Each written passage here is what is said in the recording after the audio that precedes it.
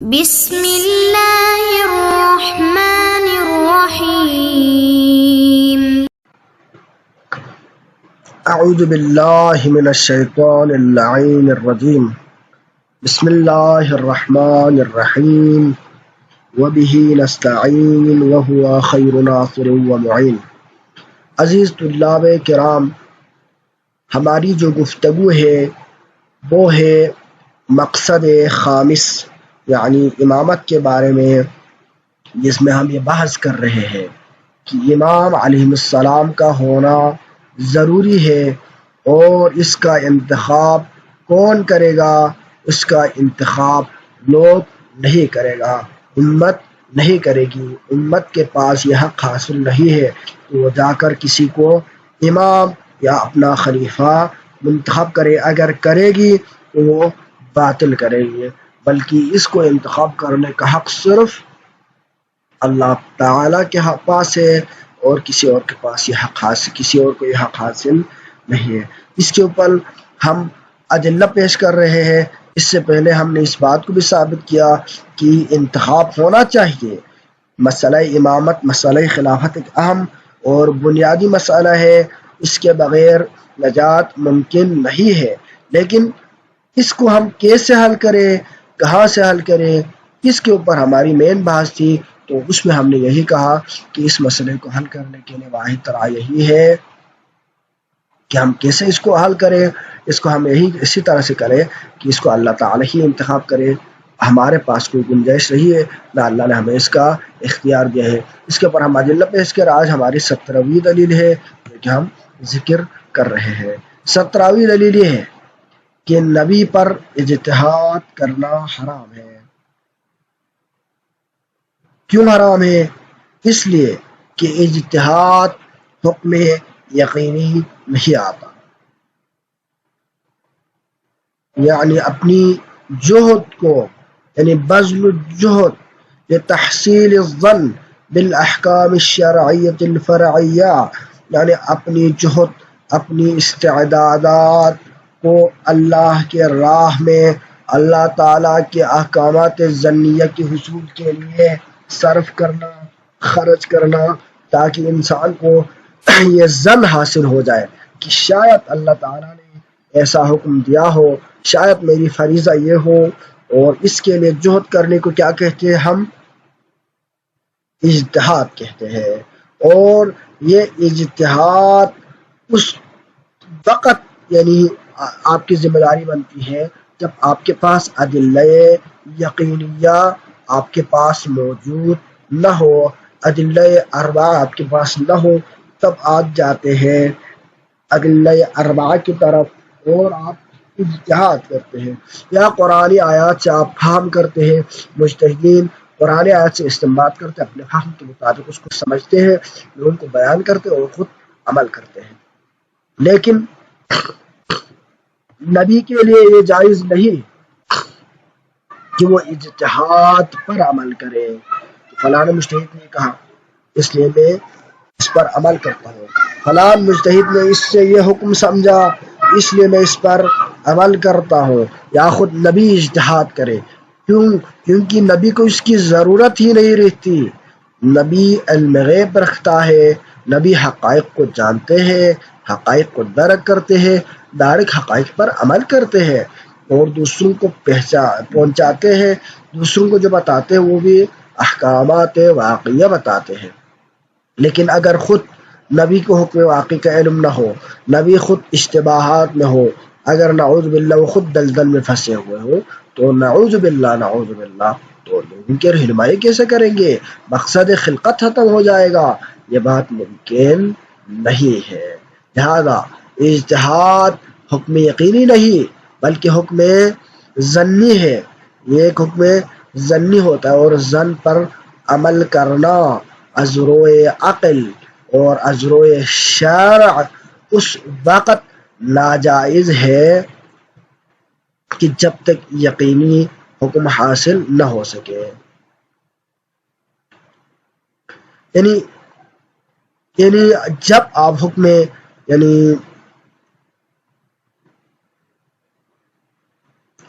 یہ اجتہاد پر عمل کرنا اس وقت جائز ہے کہ جب یقینی حکم حاصل نہ ہو سکے، جب آپ کے پاس یہ اختیار حاصل نہ ہو، آپ کے پاس یہ اختیار نہ ہو کہ حکم واقعی کو پتہ کر سکے، حکم واقعی کو جان سکے، اور کوئی چارہ نہ ہو، تب اللہ تعالیٰ نے عذر خواہی کے طور پر آپ کو ایک ذمہ داری دی، اجتہاد کا ایک راستہ دیا کہ جس کے ذریعے سے آپ احکامات کو جان سکتے ہیں۔ لہذا یہ آپ کے لیے واحد راہ ہے، اس کے علاوہ اور کوئی راستہ نہیں ہے۔ اسی طرح امام اور خلیفہ کے لیے بھی یہ نبی کے لیے حکم تھا کہ آپ اجتہاد پر عمل نہیں کر سکتے، اسی طرح امام اور خلیفہ نبی پر بھی اجتہاد کیا ہے؟ حرام ہے، اور اس کا سبب بھی واضح ہے کہ ان کے اوپر اجتہاد کیوں حرام ہے۔ اس کے اوپر شواہد کتب فریقین سے ہمارے پاس کیا ہے؟ موجود ہے، یعنی مختلف قسم کے ادلہ اس کے اوپر موجود ہے۔ اس کے اوپر شواہد تاریخی بھی موجود ہے، یعنی اس کے اوپر شواہد کتب فریقین سے موجود ہے، شواہد کتب یعنی اس کے اوپر شواہد تاریخی بھی موجود ہے، لہذا ان تمام کو جاننے کی ضرورت ہے۔ اس کے علاوہ امام کا معصوم عن الخطا ہونے پر ادلہ تامہ بھی موجود ہے۔ بس آپ اس چیز کو جاننا پڑے گا کہ جب آپ نے یہ کہا کہ اس کا سبب بھی واضح ہے کہ یعنی نبی اجتہاد پر عمل نہیں کرتا، اور اسی طرح ہم نے کہا خلیفہ رسول پر بھی یہ چیز حرام ہے، وہ اجتہاد پر عمل نہیں کرتا، اس کا سبب یہ ہے کہ جس طرح نبی کو علم الہی سے ہر امر کا حکم یقینی معلوم ہے، گزشتہ اور حال اور آئندہ ہر صح زمانے کا علم ہے، اسی طرح نبی اپنے خلیفے کو تعلیم قابل دینے کا خدا کی طرف سے محکوم ہے، اور تفریط اس احکام میں نبی نہیں کر سکتا۔ ہم اس کے علاوہ دلائل عقلی اور نقلی سے ہمیں یہ معلوم ہے کہ خود جناب امیر علیہ السلام کے اقوال مرویہ کتب فریقین سے ہمیں یہ چیز مل جاتی ہے، ہمیں یہ چیز معلوم ہے کہ ہمارے نبی نے اپنے وسیع اور خلیفہ کی تعلیم میں پورا اہتمام فرمایا، یہاں تک کہ اگر جناب امیر کسی وقت نہ پوچھتے تھے تو خود جناب رسول اللہ صلی اللہ علیہ وآلہ وسلم بغیر پوچھے ان پر کیا کرتے تھے؟ ان کو تعلیم فرماتے تھے، اور یہی بات صرف حضرت علی علیہ السلام کے پاس نہیں ہے بلکہ باقی ائمہ علیہ السلام کی بھی ہے، اور ان کے پر تاریخی شواہد موجود ہیں۔ جس وقت اصحاب ائمہ سے مناظرہ مخالفین کا کسی امام کے ساتھ ہوتا، مثلا علم قرآن کی نسبت ابن مسعود یا ابن عباس کو وہ شخص عالم علوم قرآن کہتا تھا، اس وقت ہشام ابن حکم یا کوئی صحابی اور امام کہتا، یعنی کوئی دوسرا صحابی امام کہتا کہ ابن مسعود وغیرہ کو علم جمیع قرآن کا علم تھا، تب وہ شخص اقرار کرتا تھا کہ نہیں، اور پھر پلٹ کر امام کے اصحاب سے پوچھتا تھا کہ اس وقت جمیع قرآن کا علم کس کو ہے؟ وہ صحابی اشارہ بطرح امام کر کے کہتا تھا کہ یہ بزرگ اس وقت بھی جمیع علوم قرآن کے عالم ہیں۔ ایسی ایسی روایت اسلامی کتب میں بے شمار تعداد میں موجود ہے، جن کی تائید حدیث نبوی میں کرتی ہے۔ آپ علیہ السلام نے بھی فرمایا تھا کہ میرے اہل بیت پر کوئی شخص میری امت کا اپنے مزیت علم کا مدعا نہ ہو، جس کا کھلا ہوا مطلب یہی ہے کہ ائمہ اہل بیت اعلم امت ہے۔ تجربہ بھی اس بات کو ثابت کرتے، شواہد تاریخی بھی اس کے اوپر کیا ہے؟ موجود ہے، کہ جس طرح جناب رسول صلی اللہ علیہ وآلہ وسلم نے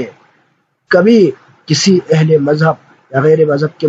یعنی آپ کسی غیر مذہب کے مناظرے میں مغلوب نہیں ہوئے، آپ کے سچے خلفاء یعنی جو کہ ائمہ علیہ السلام ہے ہمیشہ اسی طرح غالب رہے، جس طرح جناب رسول اقرب غالب رہتے تھے، اور امت کے بنائے ہوئے یعنی ہمیشہ سے یہ بات ثابت ہے کہ جب خلفاء کو مشکلات پیش آتی تھی، خصوصاً بنی عباس کے دور میں جہاں پر علمی عروج کا دور تھا اور وہاں پر مناظرے ہوا کرتے تھے، وہاں پر ہمارے ائمہ علیہ السلام کو بلایا کرتے تھے اور دعوت دیا کرتے تھے، جہاں پر آپ مختلف قسم کے لوگوں سے، خصوصاً یہود و نصارہ کے جو علماء ہیں ان سے مناظرے فرمایا کرتے تھے، اور وہاں پر آپ علمی افادے کیا کرتے تھے اور لوگوں کو دین کے احکامات بیان کیا کرتے تھے۔ تو لہذا یہ آپ کی طرف سے، اللہ تعالیٰ کی طرف سے خاص کرم ہے اس چیز کے اوپر۔ اسی وجہ سے ہم کہتے ہیں کہ اجتہاد امام کے لیے جائز نہیں ہے، اور اس کی وجہ یہی ہے کہ مجتہد کی رائے کسی حکم میں قطعی نہیں ہوتی۔ مجتہد کوئی حکم دیتا ہے تو اپنے حکم ممکن ہے خطا پر ہو، اور اکثر اپنے حکم کو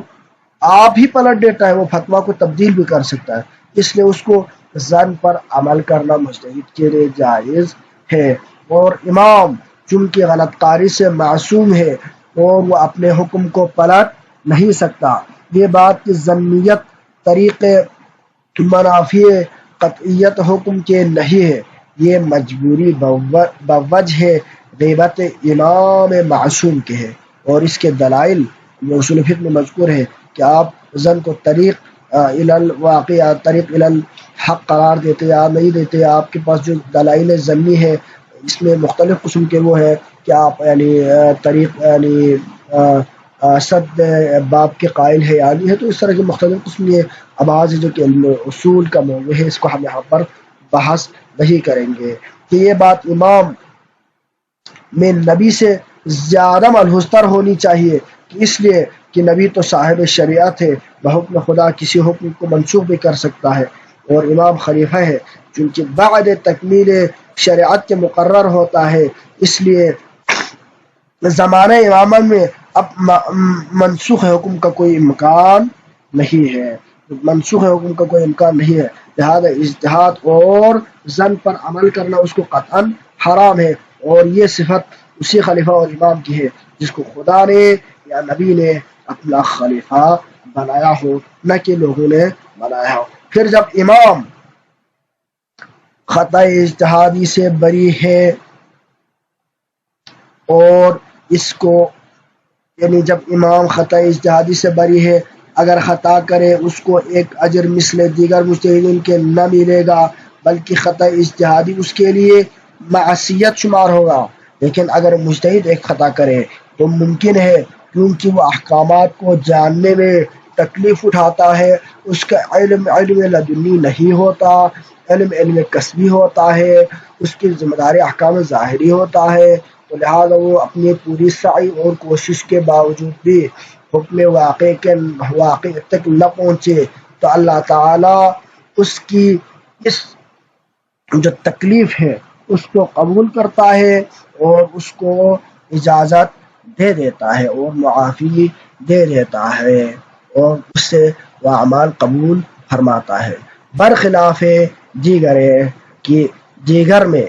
یعنی خود امام میں، چونکہ اس کا علم لدنی ہوتا ہے اور امام معصوم عن الخطا ہوتا ہے، اور معصوم عن الخطا ہونے کے اوپر عدل تام موجود ہے انشاءاللہ، جس کو ہم بعد میں ذکر کریں گے۔ تو ان تمام کے باوجود پھر بھی اگر امام خطا کرے تو اس میں ہم کیا کہیں گے؟ حسنات الابرار سیئات المقربین، یعنی نیکوکاروں کی نیکیاں مقربین کے لیے کیا ہے؟ گناہ ہے۔ یعنی اس کا یہی مطلب ہے کہ ہم امام کو معصوم اور غیر جائز الخطا سمجھتے ہیں، تو جب وہ غیر جائز الخطا ہے اور وہ یعنی مقرب ہے تو ان کا درجہ الگ ہے، ان سے توقعات الگ رکھی جائے گی، نہ کہ ایک عام مجتہد، عام قاضی، عام مفتی، اور ان کے درمیان ہم نے فرق پہلے بھی بیان کیا تھا کہ ایک مفتی، ایک عالم اور ایک عام نارمل بندہ، اور ایک یعنی فقیہ اور ایک امام، دوسری طرف سے فقیہ، خلیفہ رسول اور باقیوں کے درمیان زمین آسمان کا کیا ہے؟ فرق ہے، لہذا ان فرق کو سمجھنے کی ضرورت ہے، ایک کو دوسرے کے اوپر آپ قیاس نہیں کر سکتے ہیں۔ بس اس مسئلے میں ہمیں یہی بات واضح ہو گئی کہ جس طرح نبی